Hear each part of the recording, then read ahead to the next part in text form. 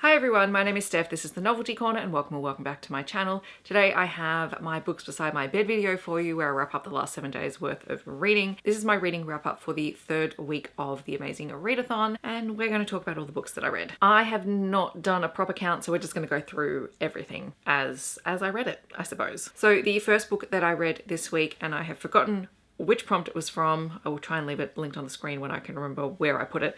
I think it was one of the sightseeing prompts, but I reread Magic Strikes by Ilona Andrews on graphic audio. I have just been powering through the graphic audios in this series throughout this readathon because 1, they fit multiple prompts, 2, they're just enjoyable, and 3, it means I can get my housework done and still read. So it's a win-win for everyone. I have read and reread these many times. The Kate Daniels world is an urban fantasy world.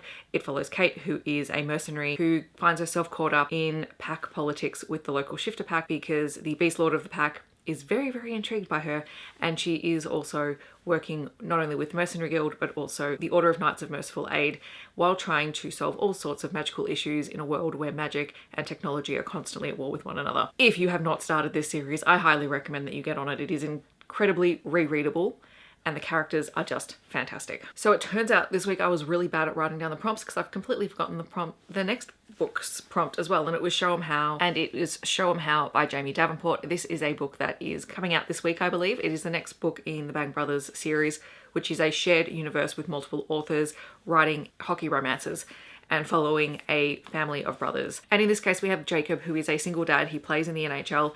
His ex-wife wants really nothing to do with him or her kids, and he has 2 twins who are 5 years old and rather rambunctious, and at the start of this book he is transferred to Seattle and he has to find a new nanny.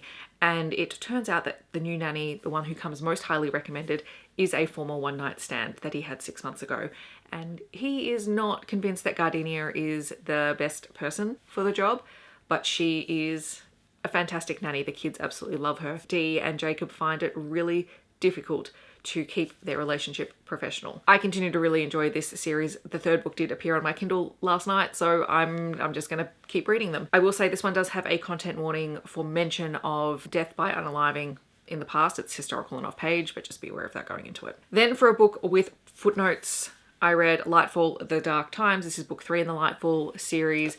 It is a middle fiction graphic novel about Cad and Bee, who are trying to save the world, and they are trying to not only understand Cad's history as a Geldurian and what happened to the Geldurians, but how to find out more information and more knowledge about how light was first created in Urpa and how to return the light, because currently everyone is in the dark. So it is an adventure story. It is a story of friendship. Bee deals with a lot of anxiety that she has to overcome through the story, so it's a really interesting read. And my class is still reading it, so I need to take that book in, otherwise they're gonna get a little cranky at me. Then for a book by a BIPOC author, I read Ima Koi Volume 3. This is a super cute high school romance contemporary story. It's rather adorable, and I have been reading these since Face Off Weekend. I know you have not heard about the Face Off Weekend books. Things happened. I read 16 of them, including the first 2 volumes of Ima Koi. So I read the 3rd volume, and this one was kind of fun because it involves a cultural festival and our characters are involved in that. And I'm, again, just enjoying this one. It is a really light, easy read and something that I can pick up sort of later at night if I want to read something, but I don't have a lot of brain capacity. Then for the retelling prompt, I read Change of Heart by Kate Canterbury, and I might be stretching it a little bit, but hey, this is a Grey's Anatomy meets The Wedding Crashers book, so I'm counting it. It is a contemporary romance between 2 surgeons. So our female protagonist Whitney is an incredible transplant surgeon, and she and her best friend spend their summers gate crashing weddings. At the start of the book, they're at their final wedding for the season, and she has this amazing one night with the best man from the wedding party, which is one of her no-go rules, but they just connect and they have this night. Fast forward to a couple of weeks later when all of the new residents turn up in the transplant ward, and who is there but none other than the guy that she slept with. And this is complicated by the fact that she is also the chair of the ethical committee, who are trying to look at how the relationships between surgeons and residents are managed within the hospital. And so it's rather difficult when they're forced together because they have insane chemistry. Just a heads up, the entire purpose behind this ethical committee is because a resident unalived themselves after a really rough residency period, and that has a deep impact on our female protagonist. So just keep that in mind because it does get discussed. It is historical and off page, but it is mentioned a little bit. This one was really interesting. Kate Canterbury's books are always quite long. This one I felt probably dragged a little bit in the middle, but I still really enjoyed it. And it is set in the same hospital world as Before Girl and The Worst Guy. So you see a lot of those same characters. There's also some characters from the Walsh family series as well. So there's a lot of crossover and things in here, but you don't have to have read those to understand those references. I also really like that Henry, our male protagonist, had a history of being a paramedic involved in mountain rescue. Kind of wish that he was still doing that because that sounds really fascinating to actually read about sort of his experiences with it. Anyway, there's a lot of found family element in this story. There is a lot of will they, won't they, can they make this work? How are they going to get through 8 weeks of residency without doing anything with each other? It was a really great time. Like I always enjoy Kate Canterbury's writing. I think she is a very readable author. So I got this as an ARC. It comes out this week and I do recommend it because it was fun. All right, then we got the next leg of our amazing readathon race. So this is 7, I want to say, and it was Seoul. We went to Seoul and we had to read a book with a light source on the cover. So I finally read Homestead, which is the most recent book in Claire Kent's Haven series. Well, the same series as Haven. I've mentally blanked on what the series name is. That's bad of me because I only read it last night. In the vein of all the other stories that are set in this world in which Earth has been struck by a meteor, this is years later as the Earth is sort of starting to recover and people are trying to rebuild life as they know it and survive in a world that is very different. They no longer have access to technology or all of the comforts that we used to have. And in Homestead, we meet Chloe, who has literally been living in the middle of a forest with her grandfather for 8 years. She hasn't really had contact. She hasn't had contact with anyone else. They haven't had to. He was a prepper. And so he took her and they lived their life for 8 years.